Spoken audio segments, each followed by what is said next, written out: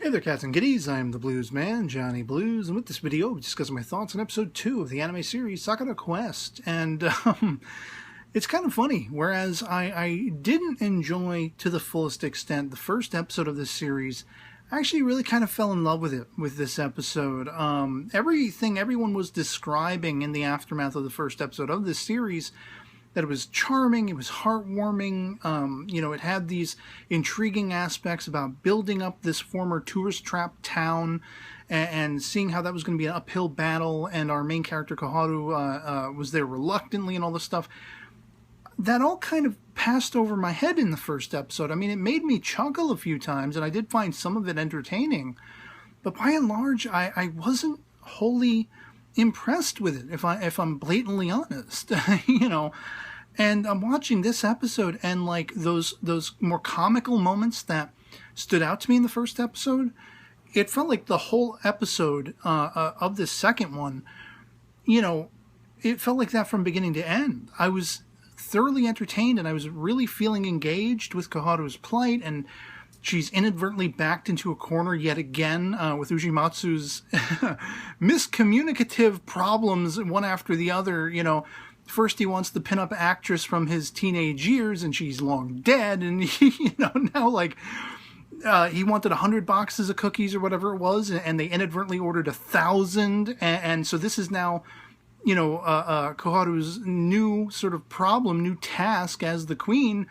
Sell these by the expiration date. I think they said like a week. And so she ends up going about seeking help. How are we going to do this? I got to get out of here. I want back to Tokyo. And the agreement, with Ushimatsu verbally is sell all of these before that expiration date, and then you can go. We won't hold you to this year-long job placement, that she didn't even know about.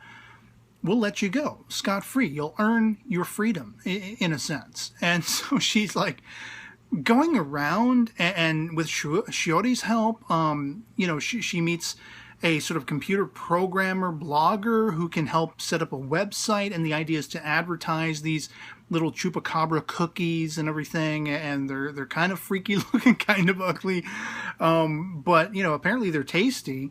But of course, nobody's coming. Nobody wants to buy them. Nobody's even watching the website. Hardly anyone is. There's no through traffic. So they're trying to come up with other ideas. Attach it to the occult and make that an element of it. And they made this website all sparkly and pretty and cool looking. But it isn't garnering attention. And then they get it into their minds. What if we make an advertisement? Make a video, make something that hopefully will get picked up virally and bring a lot of hustle and bustle into the town.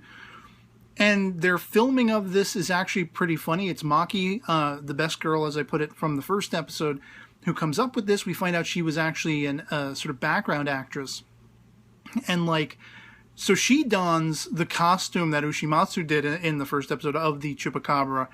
And she's really getting into it. It's absolutely adorable and hilarious how she's growling and she's got her hands up and everything. And of course, the first take kind of bombs. They have to keep going and going and going. And Ushimatsu is hiding in the woods watching this. By his expression, I don't quite know what to make of it. His expression immediately said to me, wow, he's not happy about this. But this is what he wants. This is his goal. This is what he's hoping for. He and Shiori tried to compel Koharu to stay by having her put on this exact same act with no audience.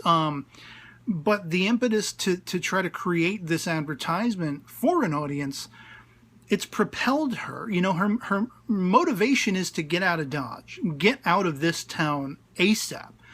And it's interesting how, the blogger chick and Maki and everything, they too hail from Tokyo. They too have spent many years there and have sought jobs and had many job placements. And so in that vein, Koharu could really relate to them, but their perspective is far different now. They're very happy in this smaller sort of country landscape. They were tired of the city. They were tired of the lack of fulfillment there. And you kind of see Kaharu reacting to that quizzically, like, I don't quite understand what you're saying. But then with the creation of this website, with working in tandem with this ensemble of women, creating this video, the fun she had, taking on the role of the sort of successor of the swordsman who, you know, took down the Chupacabra, and she is now the queen and everything, and trying to sell those cookies, even though her motivation is to get out of town. She's having a blast. And there is more of a driving force to keep her there, in a sense. Even the two bumbling idiots that work for Ushimatsu, they're like, yeah, oh, she pulled the sword from the stone because this was a big deal. This is what he wanted her to do in the first episode, hoping this would be what compelled her to want to stay. And so by the end of the episode, it's hilarious how her time there is getting, you know, before leaving, is getting pushed back and pushed back and pushed back. She's like, let's celebrate anyway. You know, for all of the work, all of the effort, let's let her hair down. Let's go look at the cherry blossoms. They're all snacking on the cookies and loving them. And I think it's, you know, Shiori who says, well, no, it's like 2 weeks before that's going to happen, before they blossom or whatever. Are you going back to Tokyo? Is that what you mean? And she's like, well, no, you know what? I'd actually like to stay until we can all share in that experience, see those cherry blossoms blooming together. And I smiled at that because I'm now seeing the grand design that was expressed to me everyone else was seeing in that first episode. It's such a sort of heartwarming, compelling journey that Kaharu is going to be on, where she's with the motivation of wanting to leave the town, to ditch the town entirely, to get out of this job agreement. Is she rather going to actually try to propel the idea of bringing the thoroughfare back, of bringing the hustle and bustle back? And I kind of hope they all succeed in the end. I kind of hope, you know, if not before the end of the series, by the end, they've actually successfully managed to bring people back. Make this a you know, sort of holiday hotspot or something like that. And that journey of figuring out how to go about that. I mean, making a website, advertising, making that commercial to advertise, to try to make that push. These are the first baby steps of a grander design that they're all going to be on. This ensemble of women are all going to be on to try to make that happen. And I just, you know, like they meet the chick Riri, and she's got the camera, and she's, you know, she's kind of monosyllabic, you know, the very deadpan sort of character. The blogger chick's afraid of bugs. She's terrified of, like, you know, a grasshopper in her digs, and she wants to work elsewhere. And, like, they're all charming characters, and I had a blast watching them all by themselves, but also as an ensemble, working together.